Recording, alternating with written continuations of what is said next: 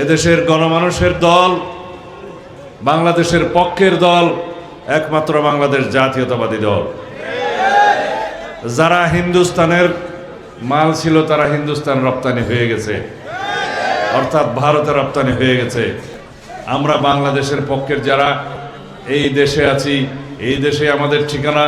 এই 2011 সালে তত্ত্বাবধায়ক সরকার পদ্ধতি বিলুপ্তিকরণের মধ্য দিয়ে ফ্যাসিস্ট শেখ হাসিনা একদলীয় সরকার ব্যবস্থা, একদলীয় রাষ্ট্র ব্যবস্থা এবং ব্যক্তিতান্ত্রিক স্বৈরতান্ত্রিকতা প্রতিষ্ঠা করলো। তিনি নিজেই বাংলাদেশের রানী হয়ে গেলেন। গুম, খুন, অপহরণ নিত্যদিনের কাহিনী হয়ে গেল। সেই এক প্রেক্ষাপটে আমি অপহরণ হয়ে গেলাম, আমাকে গুম করা হলো।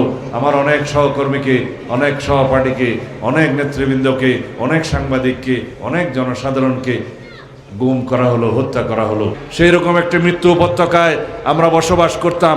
একটা রাক্ষস রাজ্যে পরিণত হয়েছিল এই দেশ।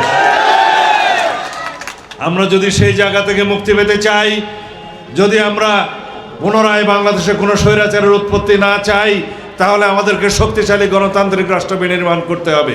সেইভাবে আমরা বলছি, আমরা দরিদ্র ফ্যামিলির জন্য ফ্যামিলি কার্ড দেব। যে ফ্যামিলি কার্ডের মালিক হবে সেই পরিবারের মহিলা যিনি প্রধানকর্ত্রী, তিনি পাবেন মর্যাদা, তিনি পাবেন নিরাপত্তা, তিনি পাবেন আর্থিক সক্ষমতা এবং তার সেই সক্ষমতার ফলে ছেলে মেয়েদেরকে, সন্তানদেরকে শিক্ষিত করতে পারবেন, দেশের সম্পদ হিসাবে গড়ে তুলবেন। আমরা বলেছি স্বাস্থ্য কার্ড দেব সবার জন্য, যাতে এই দেশের কোনো নাগরিক বিনা চিকিৎসায় মৃত্যুবরণ না করে, সেজন্য সবার কাছে স্বাস্থ্য কার্ড থাকবে। যেটা বলেছি, যারা শিক্ষিত বেকার তাদের জন্য নির্দিষ্ট সময়ের জন্য আমরা বেকার ভাতা প্রদান করব। তারপরে তার কর্মসংস্থান হবে, এরপরে সে সক্ষম হবে নিজের রুজি নিজে করবে। তারা এই রাষ্ট্রের জনগণের অর্থ পাচার করেছে যেই পরিমাণে, এই রাষ্ট্র টিকে থাকার কথা না। আজকে ব্যাংকিং সেক্টর দেউলিয়া হয়ে গেছে, নন ব্যাংকিং ফিনান্সিয়াল সেক্টর যেগুলো বলে দেউলিয়া হয়ে গিয়েছে। বাংলাদেশের অর্থনৈতিক মেরুদণ্ড ভেঙে দিয়েছে শেখ হাসিনা।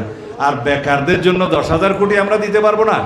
যে শিক্ষা ব্যবস্থার কথা বললাম, যে স্বাস্থ্য ব্যবস্থার কথা বললাম এবং ফ্যামিলি কার্ডের কথা বললাম, কৃষক কার্ডের কথা বললাম, আমরা হিসাব করে দেখেছি শেখ হাসিনা 1 বছরে যে পরিমাণ অর্থ পাচার করেছে সেই পরিমাণ অর্থ 1 বছরে আমাদের লাগে না।